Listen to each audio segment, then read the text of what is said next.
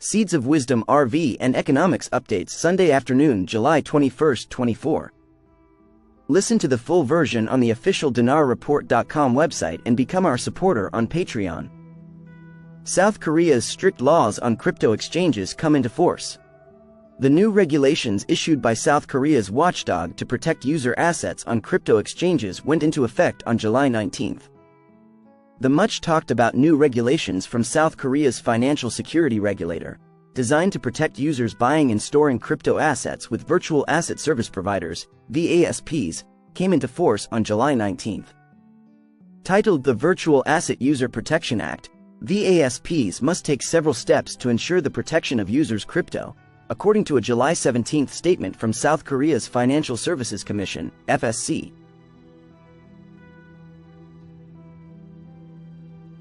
1.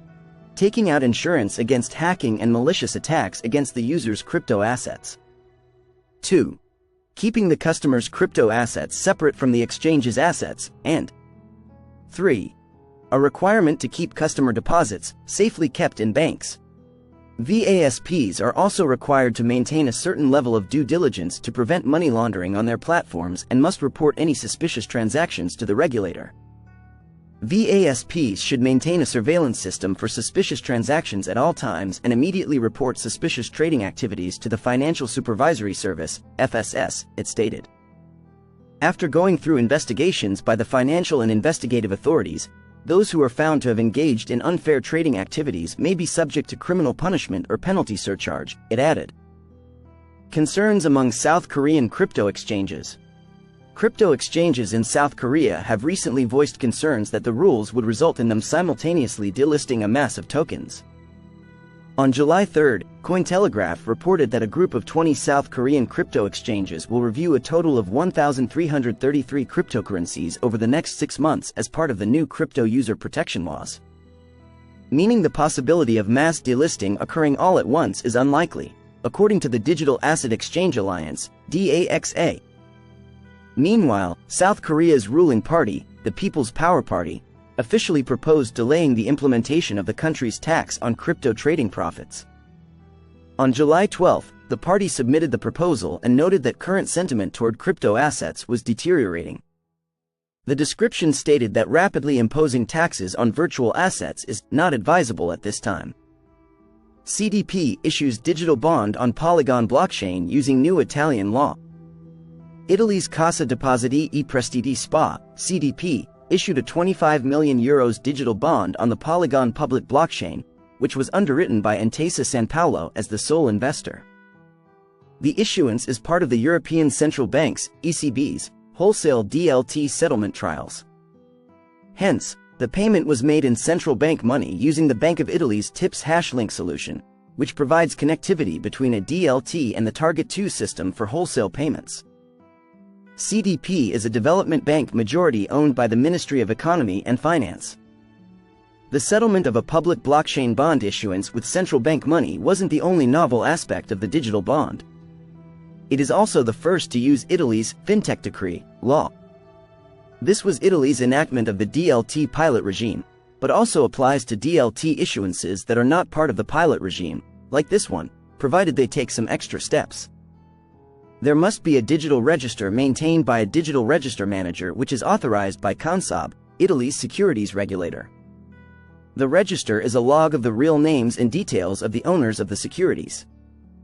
This transaction represents a significant step for CDP in capital market innovation through the pioneering adoption of blockchain technology for bond issues, said Fabio Masala, CDP's Director of Administration, Finance, Control and Sustainability.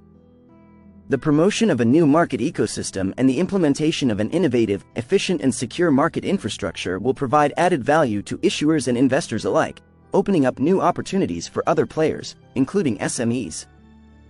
Fintech Decree Digital Registers. The digital register is similar to Germany's EWPG law. In both cases, they support direct securities issuances and transactions without requiring central securities depositories, CSDs, or bank intermediaries. However, we believe Italy may have gone a step further because it allows issuers to be the digital register manager for their own securities. That's the case here, CDP had the role of the market DLT operator and also the CONSOB authorized digital register manager. But we believe this also applies where the issuer manager is not a bank. We are particularly pleased to have been the first in Italy, together with CDP, to carry out an operation that is intended to be the point of reference for future issuers in a totally new legal and regulatory framework. Said Massimo Moschio, Deputy Chief and Head of Global Banking and Markets, EMI-CIB Division of Intesa Sanpaolo. A key goal of the ECB wholesale settlement trials is to test the interoperability between DLT networks and central bank money, both conventional and CBDC. Hence, the transactions involve delivery versus payment in most cases. However, CDP said the settlement for its digital bond was same day. Meanwhile, the digital bond has a 4-month term. It was rated A2 by S&P, F2 by Fitch and S2 by Scope. Silver, XAG, forecast. Gold divergence widens. Is silver undervalued or overextended?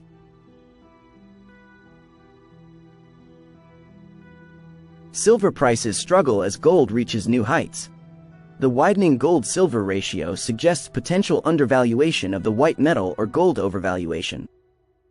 Silver's break below the 50-day moving average at $30.19 signals a technical breakdown. Sellers target $28.57, with further decline possible to $27.22 to $26.60 zone. Weak Chinese manufacturing data raises concerns about silver's industrial demand.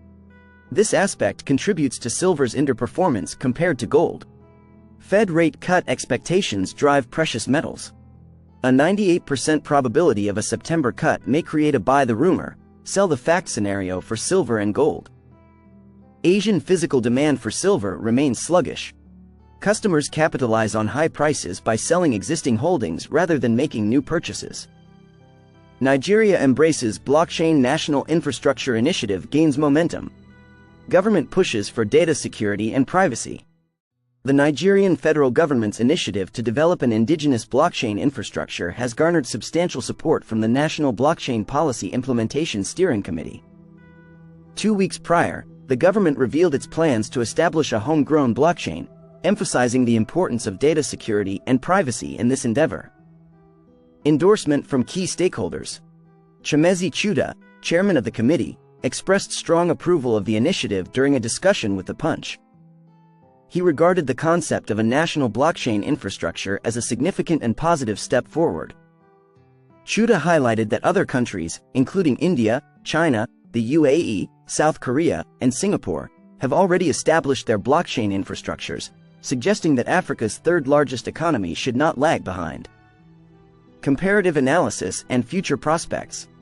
In comparing Nigeria's blockchain aspirations to those of other nations, Chuda underscored the potential for significant advancements in data security, economic efficiency, and technological innovation. By establishing a national blockchain, Nigeria aims to join the ranks of countries that have successfully integrated this technology into their national frameworks. Broader implications for the Nigerian economy. The push for a national blockchain infrastructure is a move that could bring benefits to the Nigerian economy. The implementation of such technology promises to streamline various sectors, improve transparency, and foster a more secure and efficient data management system. This could potentially attract foreign investment and bolster confidence in Nigeria's technological capabilities. Moreover, the development of a national blockchain could provide a platform for various industries to innovate and collaborate more effectively. By supporting smart contracts and offering a scalable and efficient infrastructure, the blockchain could facilitate new business models and drive economic growth. Addressing regulatory and compliance challenges. A consortium-based blockchain model, as advocated by Chuda, would also address regulatory and compliance challenges more effectively. By involving multiple stakeholders in governance, this model ensures that the blockchain operates within a framework that supports regulatory oversight and compliance, thereby enhancing its credibility and reliability. Conclusion: a strategic move towards technological advancement. The Nigerian government's initiative to establish a national blockchain infrastructure represents a strategic move towards embracing advanced technology for national development. With strong backing from key stakeholders and the potential for significant economic and technological benefits, this initiative is poised to position Nigeria as a leader in blockchain technology within Africa and beyond. As the country moves forward with this ambitious project, the focus will be on ensuring that the infrastructure is robust, secure, and capable of meeting the demands of a modern digital economy. Physical cards, the unexpected frontier in digital security. Dr. Adam Lowe, Chief Product and Innovation Officer at CompoSecure, hears it all the time from banking executives when the topic is securing payments. We cannot introduce friction, but the balancing act is a tough one. Challenge a user too much and they'll switch to a competitor. Challenge them too little, and the customer's financial injury may be calamitous. In this age of digital attacks and global hacks, banks, fintechs, and platforms face a dilemma. One need only look at the size and scope of the AT&T breach to see that hackers have been able to access, co-opt and use all manner of data to power their scams, and perhaps cobble together synthetic identities. SMS texts are not as secure as they once were, given the fact that imposters can be the ones behind the SMS missive that seeks user confirmation to complete a transaction. Among the best lines of defense and security, he said, is something that just about everyone has in their possession: a tangible, physical card. And the card, he said, ticks all the boxes of a robust and usable form of identity protection. As the technology has proven simple enough that even his mother feels comfortable using it, and as tap-to-pay has become a feature ingrained in daily financial life. CompoSecure's digital security platform, Arculus, streamlines digital authentication processes and secures digital assets, underpinned by the blockchain. CompoSecure, he said as part of the What's Next in Payments halftime report, What's Next in Payments, and now, with the digital Arculus platform, has extended the capabilities of a payment card. We're seeing more customers rolling out our Arculus technology, he said, whether it be the wallet technology and having digital assets alongside a payment card, or whether it's the Authenticate technology, which is for more traditional banks and for fintechs. A pocket-sized cryptography engine, with enhanced digital security features, he said, the card essentially becomes a cryptography engine in your pocket. Some text goes here. The chip that's embedded in the card, he said, serves as that aforementioned engine. To enhance the digital experience, he said, the company debuted the Arculus Cold Storage Wallet, which is the digital asset hardware wallet, which puts keys on the card for any user to store and use those keys for security to support and pay with crypto assets.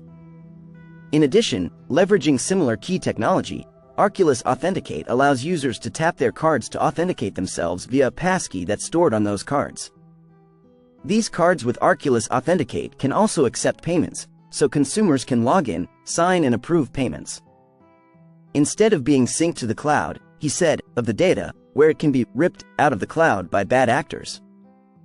Your passkeys are safe in your pocket the same way your keys to the front door of your house are safe in your pocket.